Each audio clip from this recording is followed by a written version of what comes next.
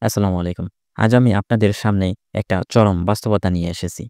একটা প্রশ্ন যেটা আমাদের মাথায় আসার কথা ছিল কিন্তু আমরা তা এড়িয়ে গেছি বহুদিন। কেন আমাদের উম্মাহ এত দুর্বল? সংখ্যায় আমরা কোটি, কোটি কিন্তু প্রভাবশালী একটুও না। কিন্তু কেন? কোনো মুসলিম দেশ আজ বিশ্বের অর্থনীতির নিয়ন্ত্রণে নেই। আমরা শুধু রপ্তানি করি কাঁচামাল আর আমদানি করি প্রযুক্তি, অস্ত্র ও প্রভাব।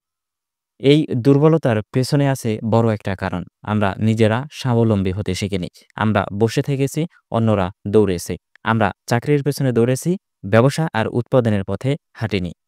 তাহলে চলুন দেখি আমাদের আদর্শ কী ছিল। আমাদের প্রিয় নবী হযরত মুহাম্মদ সাল্লাল্লাহু আলাইহি সাল্লাম ছিলেন একজন সফল ব্যবসায়ী। তিনি ১২ বছর বয়স থেকেই ব্যবসার সাথে যুক্ত হন। হযরত খাদিজা রাদিয়াল্লাহু তাআলা আনহার ব্যবসায়িক প্রতিনিধি হয়ে সিরিয়া পর্যন্ত সফর করেন। তিনি ছিলেন সততার প্রতীক, বিশ্বাসযোগ্যতার প্রতীক। এজন্যই তাকে বলা হতো আল আমিন। আর সাহাবারা হযরত আব্দুর রহমান ইবনে আউফ রাদিয়াল্লাহু তাআলা আনহু মদিনায় এসে তার কিছুই ছিল না। তবে বললেন, আমাকে বাজারটা দেখিয়ে দিন। সেখান থেকে ব্যবসা শুরু করে হয়েছেন মিলিনিয়ার। তিনি আল্লাহর রাস্তায় দান করেছেন হাজার হাজার স্বর্ণমুদ্রা। হযরত ওসমান রাদিয়াল্লাহু তাআলা আনহু তার ব্যবসা ছিল বিশাল। তিনি কূপ কিনে দেন উম্মাহকে, যুদ্ধের জন্য দেন শত শত উষ্ট্রীয়।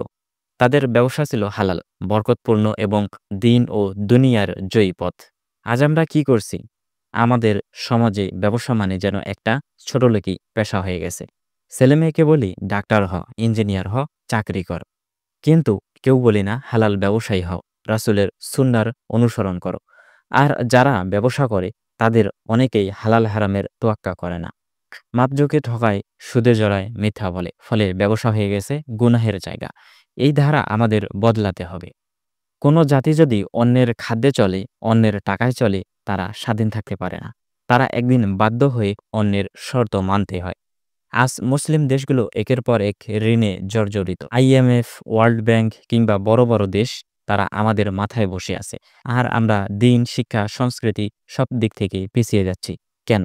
কারণ আমাদের অর্থনীতি ভিত্তি নেই। আমরা উৎপাদন করি না, আমরা গবেষণা করি না, আমরা নতুন কিছু তৈরি করি না। অথচ এই উম্মারই পূর্বসূরীরা একসময় ছিলেন ব্যবসায়ী, বাণিজ্যের নেতা। তাহলে প্রশ্ন আসে, আমরা সাধারণ মানুষ কি করব? এ বিষয়ে কয়েকটি বিষয় উল্লেখ করা যায়। যেমন সন্তানদের উদ্যোক্তা হিসেবে গড়ে তোলা, ব্যবসা শেখানো, সাহস দেওয়া, ইসলামী ব্যবসার আদর্শ শেখানো। আরেকটি বিষয় হলো হালাল ব্যবসা শুরু করা। ছোট হোক কিন্তু বরকতপূর্ণ হোক। সৎভাবে ব্যবসা করলে ইনশাআল্লাহ সবাই সফল হয়।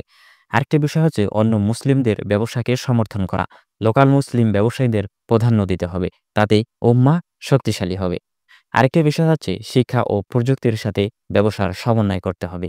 আজকের যুগে আইটি, ডিজিটাল মার্কেটিং, ই-কমার্স সবকিছুতেই ইসলামের আলোকের পথ আছে।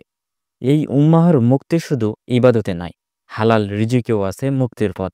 রাসূল সাল্লাল্লাহু আলাইহি সাল্লাম আমাদের শিখিয়েছেন হাতের রুজি সবচেয়ে উত্তম। চলুন আজ আমরা সিদ্ধান্ত নিই, উম্মাহর অর্থনৈতিক শক্তি ফিরিয়ে আনব। ব্যবসায় রাসূলের সুন্নাহ বাস্তবায়ন করব। শুধু দুনিয়ার জন্য নয়, আখিরাতের জন্যও ব্যবসাকে বরকতময় করব।